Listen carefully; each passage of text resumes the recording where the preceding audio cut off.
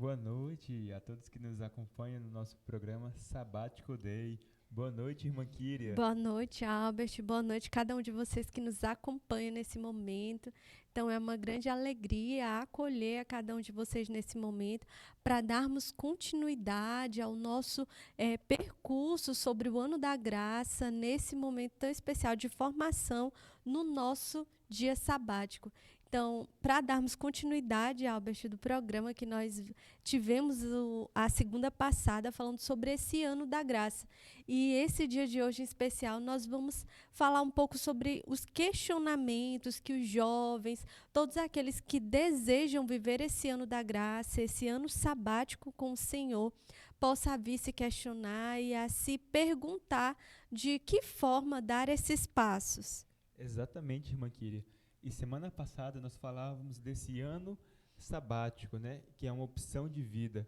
Então, certamente, durante todo este ano, todas as pessoas, desde os mais jovens, até mesmo as famílias ou as pessoas mais velhas, são chamados e são provocados com uma pergunta. E quais seriam elas? Isso mesmo. Então, o primeiro questionamento que passa no nosso coração, que nós começamos a entrar nessa caminhada com o Senhor, é o que Deus quer de mim. Então, na palavra, em Miqueias, capítulo 6, versículo 8, nos diz o seguinte: Já te foi dito, ó homem, o que convém, o que o Senhor reclama de ti, que pratiques a justiça, que ames a bondade e que andes com humildade diante do teu Deus. Então, todos aqueles que acolhem essa palavra, que compreendem o chamado de Deus nas nossas vidas, de que o Senhor nos pede de andarmos na justiça, na lealdade, no amor, na humildade, na verdade. Então, é esse o primeiro querer de Deus nas nossas vidas. É um chamado a sermos servos de Deus, de estarmos a serviço, disponíveis ao trabalho para o Senhor. E nesse sentido, irmã Kíria, como a senhora falava, tudo é direto e simples, sem rodeios. O nosso Senhor nos fala de forma clara e objetiva. Então, aqueles que são chamados a ser seus discípulos são treinados para seguir Jesus conforme os seus passos.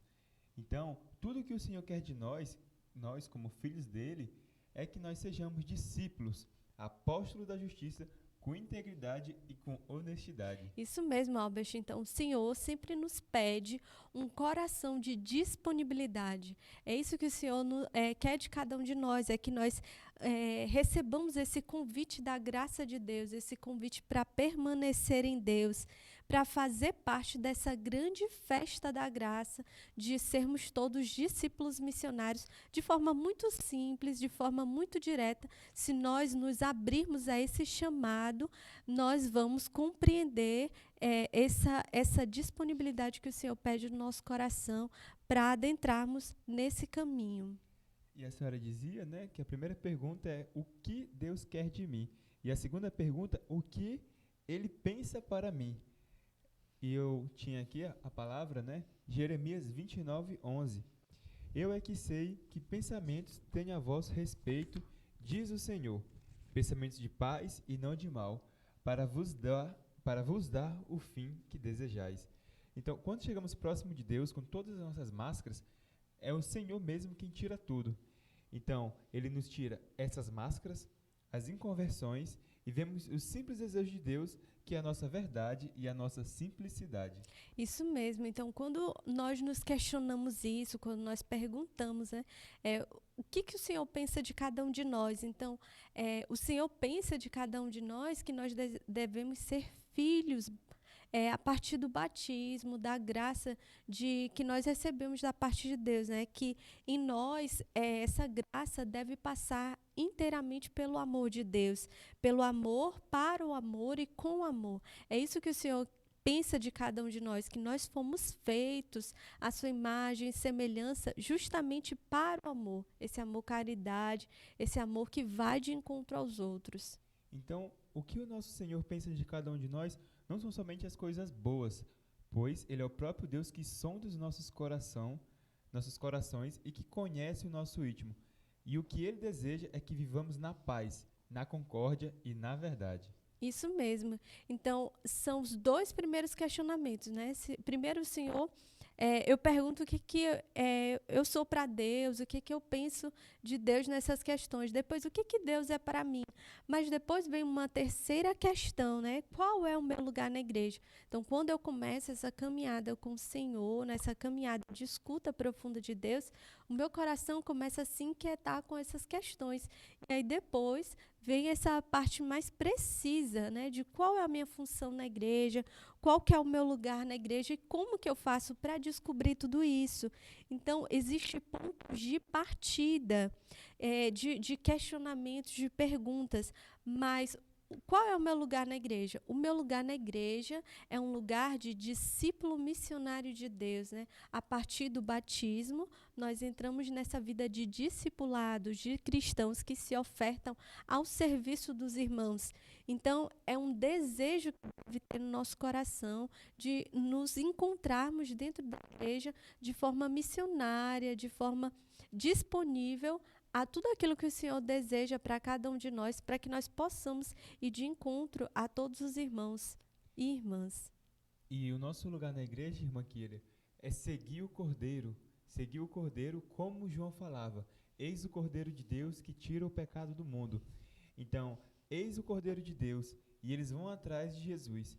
Então, isso que nós somos chamados a viver, através desse ponto de partida, seguir o Mestre, para que cada um daqueles que desejam descobrir o seu lugar na igreja, para realizarmos os nossos dons a serviço do nosso Mestre. Isso mesmo, Albert. E a partir de então, eu, você e cada um de nós somos chamados a entrar nesse dinamismo, né? Nós não devemos ficar de fora desse chamado de discipulado. Nenhum de nós batizados deve ficar de fora disso, porque se nós somos cristãos, se nós somos servos disponíveis a estar com o Senhor, nós também somos templos do Espírito Santo. Esse é o chamado de cada um de nós a sermos esse templo do Espírito Santo, desses que têm a marca do batismo no coração, para sermos também missionários, não só de perto, mas também de longe.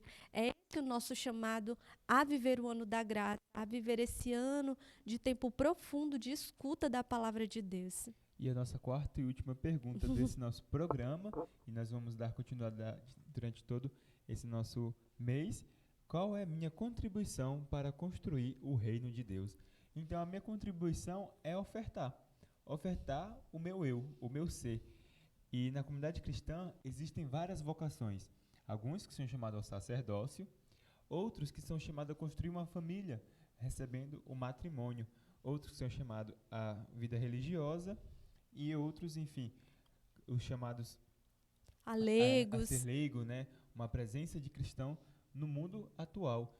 Então, na comunidade da igreja, na igreja existem várias vocações e devemos escutar de nosso Senhor o que Ele quer para cada um de nós.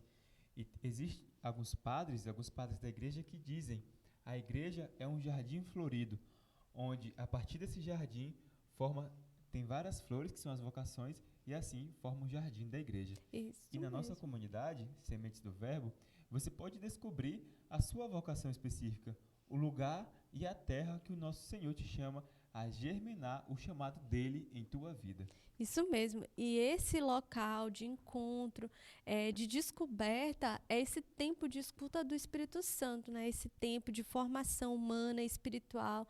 É a escola do ano sabático que vai gerar dentro dos corações esse desejo, mas também essa descoberta do reino de Deus, de encontrar o meu lugar na igreja, e de entrar nesse processo de discernimento vocacional para descobrir de que forma mais clara e coerente eu vou estar a serviço como discípula missionária do Mestre, de que forma eu vou me unir a cada dia mais com Deus nessa escuta profunda desse chamado tão especial e particular que Ele faz a cada um de nós. Exatamente. E o chamado de Deus é um chamado particular, é um chamado único para as nossas vidas.